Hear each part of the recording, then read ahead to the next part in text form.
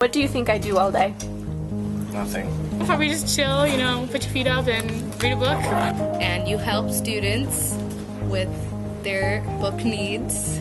Make library IRC look nice.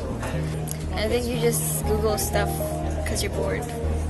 I think you are being awesome. I think you work, I don't know, I think you answer emails.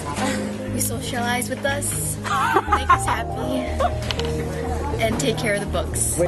Take care of the books. What work is there for you to do besides organize books? The American Association of School Librarians has a really long list of standards for high school librarians. It's literally like 8 pages long. But I have condensed it down to a few things for you.